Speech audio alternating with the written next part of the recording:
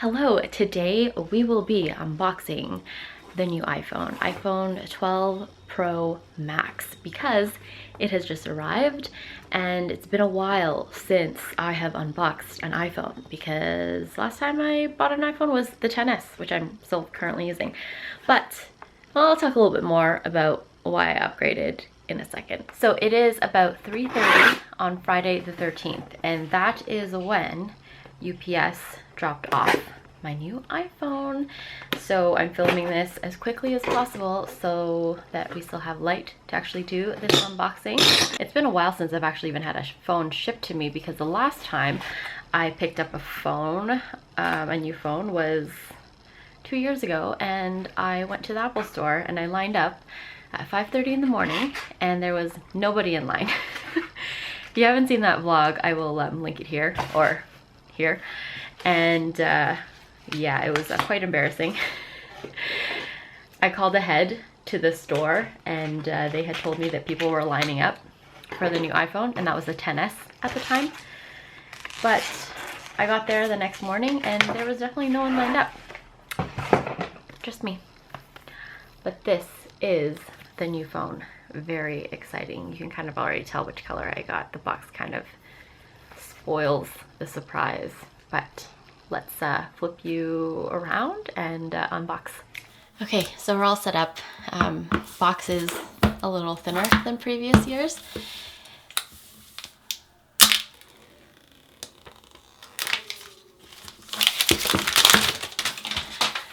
It's definitely a much easier box to open nowadays. They make nice little tabs for everything.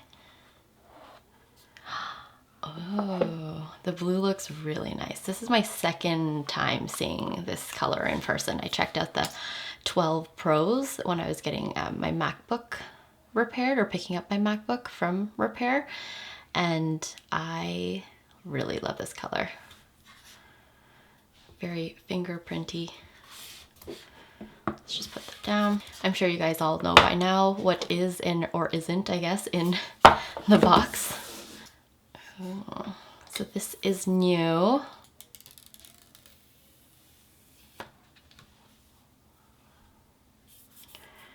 It does look really nice.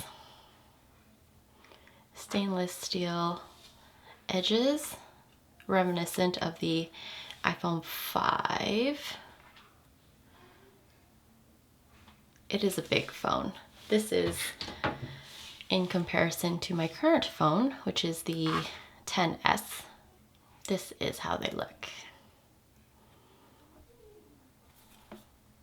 I have been using the 12 Pro Max now for a few days, so I'm going to share what I like and don't like, and just my general thoughts about this new phone. I'm not sure if I mentioned it, but I did get the 512 gigabyte model, obviously in the Pacific Blue, which I love the color. I have seen all four colors in person, and I was really debating between this and also the gold. I usually gravitate towards the gold. I've had a lot of different colored iPhones throughout my iPhone history. Most colorway I've probably gone with is gold, just because I don't know, I like the color, but I did decide to go with the blue this year because I am a sucker for blue and I just really love this color. Although, like I said, the gold for the 12 Pros this year is absolutely stunning, but I just had to go with the blue. So I am upgrading from the XS, so throughout this video, this is the phone that I will be mainly comparing the 12 Pro Max to, because this is the phone that I'm coming from. If you're coming from the 11 Pro Max, it's probably not as exciting for you, because I don't feel like there's that much of a tech bump between the 12 and the 11. But if you're coming from a 2-year-old phone or older, it is a pretty exciting new phone. My upgrade cycle is usually 2 years, so I usually get a phone every other year, and I think there's only 1 year that I got a phone consecutively, and that's just because I had broken the phone, so I had to get a new one anyway. But usually I do upgrade a phone every 2 years. I really don't feel like there is that much of a tech bump between a single year that really warrants an upgrade. So I'm really excited about this particular upgrade because I feel like I'm getting a lot more features. When I upgraded from the 7 to the 10S, I was getting obviously the full screen display and Face ID, and I didn't really feel like it was necessary to upgrade from the 10S to the 11 because there wasn't that much of a difference except for the extra camera. And the main reason I actually didn't upgrade is because this generation phone, the 10S, is the last generation with 3D touch. There's something very satisfying about pressing down on the screen and getting that haptic feedback. But since the iOS 14 release, they've actually removed 3D touch from their interface, which is really upsetting. I really miss 3D touch. They actually also removed it from the Watch OS, which also is very upsetting because I use the 3D touch on the watch even more than I did on the phone. Anyway, that's something I really miss. So even though this phone has the capability for 3D touch, they eliminated that feature altogether. So it's basically useless. Anyway, aside from the 2-year phone upgrade cycle, I wanted to get a new phone because the battery life on this was really bad. So that's why I went with the Max version instead. I still think that this size is the perfect size. The new 12 Pros are actually a hint larger than this. I think they're like 0.2 of an inch bigger in terms of screen size, but I still think that the smaller of the Pro models is the perfect size. It fits comfortably in the hand. It's really easy to navigate the whole screen. It fits in everything. You never have to worry about it. But I wanted to upgrade the battery, and in order to upgrade the battery, you got to go with a bigger phone. I also really like the bigger screen. I was really torn when I was picking up this phone whether or not to go for the Max version because that's the first year that they came out with the Max version. And I was very torn about it because I like the big screen, but I was worried about the size of the phone. The Beau has the 11 Pro Max right now, and I would use it occasionally. Honestly, it's not that cumbersome of a size, especially maybe for this day and age with COVID, and most of the time I'm at home and I'm always just kind of using my phone two-handed anyway. I don't really feel like it's that cumbersome. That may change once I go back to work and once everything starts up again. I might have to buy like a loopy case or something so I can hang on to this phone a little bit better. But I do love the big screen, and that's why I upgraded to the Max version. So what is new with the 12 Pro? Like I said, a lot more things are new for me because I'm coming from a 2-year-old phone. But this phone does come with 5G.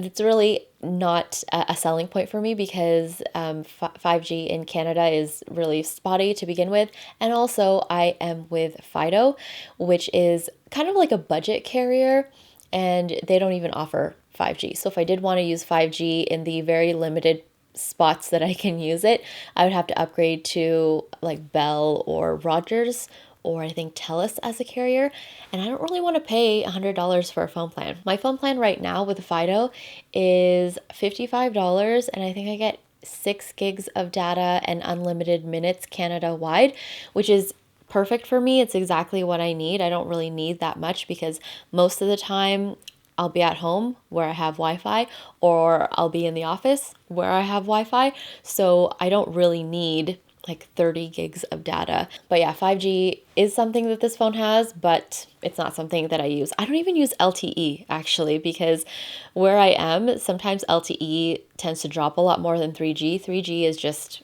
it's not the fastest, but she's reliable, so that's what I usually use. So obviously this is a faster phone. I don't even feel like it's necessary to say that because it's just stating the obvious. New phone, obviously faster chip, but it is fast, and even the Face ID I noticed is a little bit quicker than the 10S. I do really like the look of this phone, and I'll show you guys a comparison of this versus all the other iPhones that I happen to have access to right now.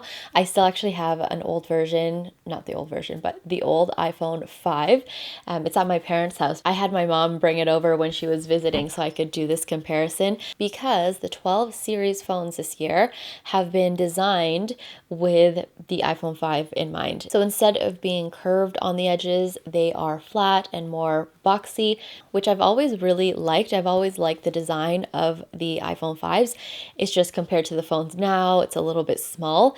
Also, the edges on the 12 Pros is stainless steel as opposed to aluminum, which obviously is very prone to your fingerprints, but it's really easy to wipe away. And for the most part, I keep the phone in a case so I don't have to worry about scratches. So I'm going to show you now a comparison of the 5, the 10S, the 11 Pro Max, and also the 12 Pro Max, so you can just see the difference of the sizes and just kind of how the iPhones have evolved over the years. I have had a lot of different iPhones over the past. I think I started with the 4 and then the 5, and then I got the 6 Plus, the 7, the 10S, and now the 12 Pro Max. So obviously the most similar phones would be the 11 Pro Max and the 12 Pro Max. They are similar in size, although the 12 Pro Max is the biggest phone that Apple has created to date. It is, I think, 0.2 of an inch bigger than the 11 Pro Max, so it does have a slightly bigger screen size. So let's talk about what I like about the phone. There are many things to like about this phone, and one of them is the camera. I love taking photos. I take photos of everything. Most of the time it's really random. Most of the time my photos are not the best, but I like to take photos of things so that I can just keep a memory of it. And especially over the last few months, ever since I had Chloe, if you didn't know that I had a baby, I did, and she's about 9 months old now.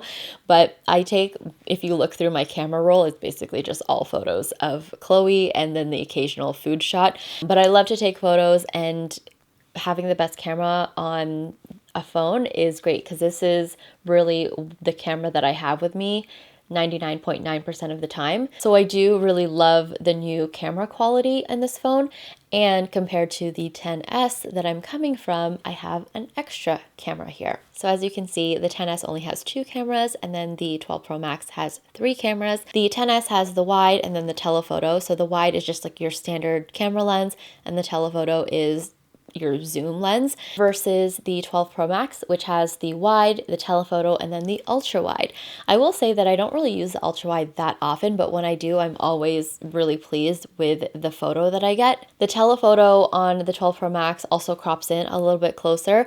In the 11s and the 10S, it only is like a 2 times zoom, but in the 12 Pro Max, it is a 2.5 times zoom. You already probably know this, but the cameras on the 12 Pro Max are also slightly better than the cameras on the 12 Pros. I guess it's just, bigger phone, so they can fit bigger sensors in this. The front-facing camera on this phone is also a big upgrade from the 10S. The 10S only had a 7 megapixel, and then the 12 Pro Max has a 12 megapixel, which is good and bad because I took a selfie of myself before I started filming this video just so that we could compare, and I'll show you guys them here now. But the 10S, it almost looks like there's like a little bit of a smoothing filter on the skin, so I kind of almost prefer that a little bit better, because the 12 Pro Max, the front-facing camera, is very sharp. It's very clear, but that is not always a good thing, especially when you are looking at photos of yourself. I wanted to also show you guys quickly the improvements of the camera compared to the 10S, which obviously isn't a fair comparison because I am comparing the latest iPhone with a 2-year-old phone, but just so that you can see it for yourself, the differences between the two. I'm just looking at the comparison on my iPads here. These are some photos I just randomly took inside my home this morning while Chloe was having some independent playtime in front of the Christmas tree. So all these photos are of the Christmas tree that we just put up. So you can see the 10S on the left and the 12 Pro Max on the right. As you can see, the 12 Pro Max is generally brighter. It gives a little bit more of a crisp, detailed photo, especially in low light because of night mode and also the new LiDAR sensor. So the LiDAR sensor actually uses lasers to ping off objects or people, and the amount of time it takes for that laser to come back into the sensor is how they determine how close an object is. So it's really good for focusing in low light. An example of the night mode in action and also the LiDAR sensor would be in this photo of Chloe. She is very much more in focus on the 12 Pro Max than she is in the 10S. And also there's a little bit of movement. Obviously she doesn't sit still for very long. The 12 Pro Max does definitely give a quicker, cleaner snapshot than the 10S. And I want to show you guys also portrait mode because that's something new with the 12 Pro Max. I'm not sure if it's available with the 11 Pros. With the 12 Pro Max, you can now take photos of objects in portrait mode, which you can't do with the 10S. So here is a portrait shot of a Christmas ornament. So with the 10S, you can see it's just a photo of the Christmas ornament. It's a little bit hazy. And then with the 12 Pro Max, you can see that there's like a really great depth of field there. Just for fun, I thought I would throw in a comparison of the iPhone 5 and the 12 Pro Max. Obviously, the 12 Pro Max is a little bit better, but compared to the iPhone 5, considering it's got to be at least a 6 or 8-year-old phone, this picture isn't bad. Obviously, there's not a lot of detail. The color contrast is, meh. It's very hazy looking, but it could be worse. Next is the screen size. I love the screen size. Again, I was worried about the screen size or just like the phone size in general, but it's actually been really nice. It's very comfortable, surprisingly comfortable to hold in the hand. I haven't dropped it yet, which is a good thing. And although I can't quite reach all the way to the other side of the phone with one hand, most of the time I'm using it with two hands, and I can get away decently with one-handed use. Having the bigger screen size is great for media consumption. It's also great for when I'm reading the news on like the Apple News app, or checking emails. A little bit more just fits on the page, or even when I'm browsing the web or something like that, I can see a little bit more on the page than I can with the 10S or the smaller size. I also really like sending messages on this phone because obviously the bigger size phone means a bigger keyboard, and it just is nice and comfortable to text or send messages or emails through. I haven't had a phone this size since I owned the 6 Plus, and I actually downgraded from the 6 Plus to the 7 because I was dropping the 6 Plus all the time. But since then, I did discover this case manufacturer called the Loopy, and I actually don't have one yet because they don't have a case that I like available for this phone yet, and everything's on pre-order because this is so new. Not a lot of manufacturers, case makers have made cases for this phone yet. Like I said earlier, another reason I upgraded was for a bigger battery. I was living my life on the 10S over the last year in perpetual low power mode. I actually created a shortcut automation using the Shortcuts app so that every time that I would unplug my phone from the charger, it would automatically put me into low power mode because I just could not get through a day without it.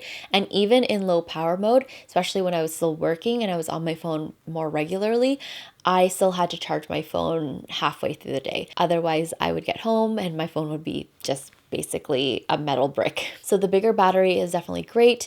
I mean, right now, because of COVID, I'm home a lot, and even just because of Chloe, we happen to be home a lot. So if I needed to charge, I have lots of chargers lying around, but I can get through almost a day and a half without charging my phone. So a full day, like about 8-hour usage of the phone throughout the day. I won't even have to charge it overnight, and then I'll probably still have like 30% when I wake up in the morning, and I could probably still use my phone for an hour, maybe 2, before I had to charge it. So the last thing I'm excited for about this phone is the potential of Magsafe. So Magsafe is a new feature on the new 12 series where it has basically a built-in magnet on the back so that 1, you can still wirelessly charge seamlessly, and 2, it actually allows you to magnetically connect Magsafe compatible accessories to your phone. I'm really excited to see what other Magsafe accessories come with the phone because I have always loved magnetically mounting my phone to my car mount in the car.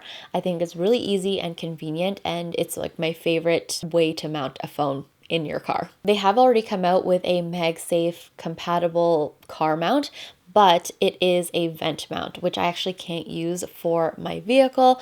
So this is what the vent mount looks like. So this just clips onto your vent, but my vents swivel. They're not stationary. They kind of move around in lots of different directions. So I can't put this on because it just wobbles around too much and it doesn't securely connect to the vent mount. So what I like to use is a mount with a suction cup, but they haven't come out with one like that yet. But I am excited for the Magsafe because what I used to do, this is on the back of my 10S leather case. Inside of this case, I attach a magnet so that I could, when the case is on my phone, mount it magnetically. You'll notice though how low it is. Obviously, I would prefer to have the magnet in the middle because then it would securely connect to the magnet a little bit better.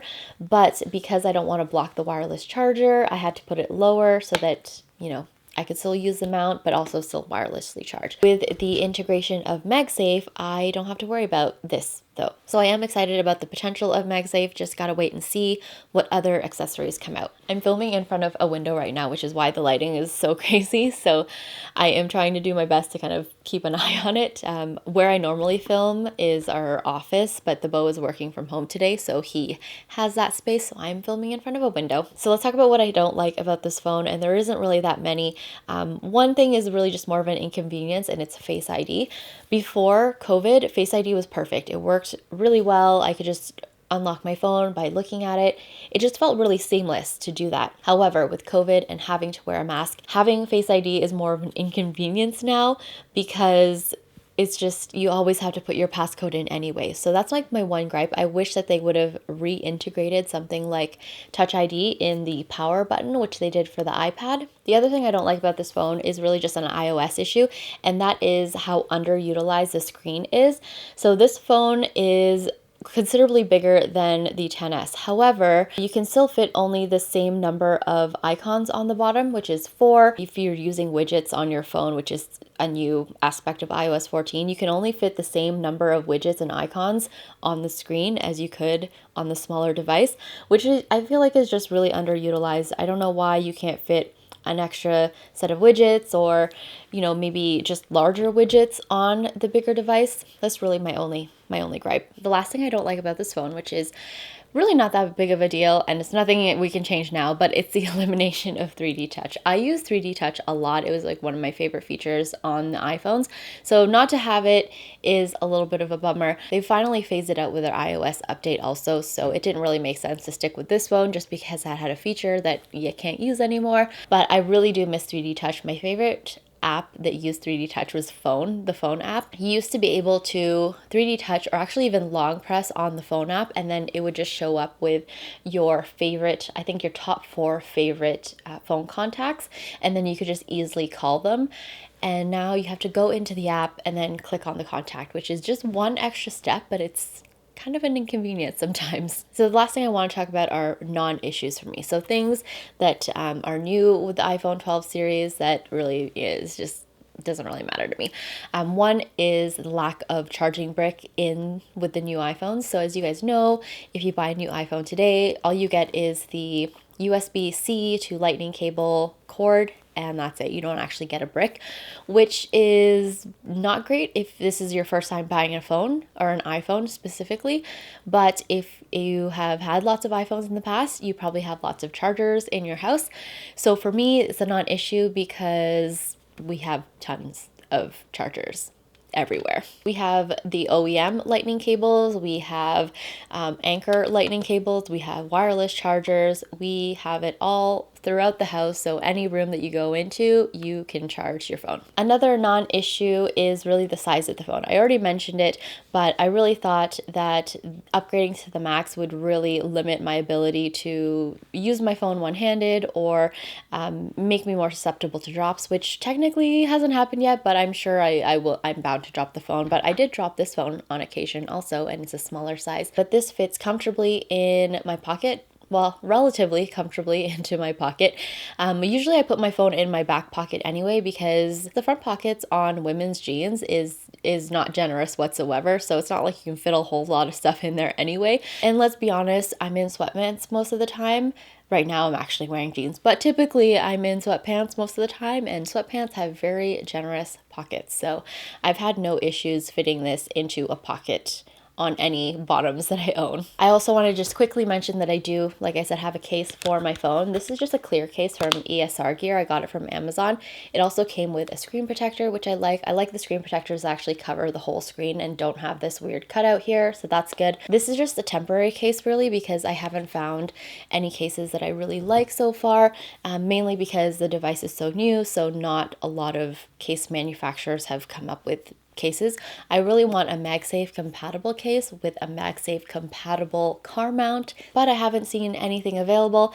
And even throughout the years when you own your phone, you kind of just tend to buy cases that go for different outfits and different occasions. So I'm sure my case wardrobe will expand, but for now I am using a clear one, which actually shows off the blue really nicely. So that is it. I hope you guys enjoyed watching this video. It's kind of like an overview slash review review of the 12 Pro Max. Great upgrade for me. Like I said, if you're coming from a 10S or older, it'll probably be a great upgrade for you also. If you are coming from the 11 Pro, 11 Pro Max, probably not that great of an upgrade. Anyway, before you go, you'll have to let me know what phone you're using in the comments below. Android, iPhone, what kind of iPhone, and have you or are you thinking about picking up the new iPhone 12 Pro or the 12 series? The 12 mini is also really appealing to me just because of how cute it looks, but I know this is the phone that I will get the most use out of, and I guess kind of future-proofs me a little bit better than something like the 12 mini. Anyway, thank you so much for watching, and I will see you in my next video.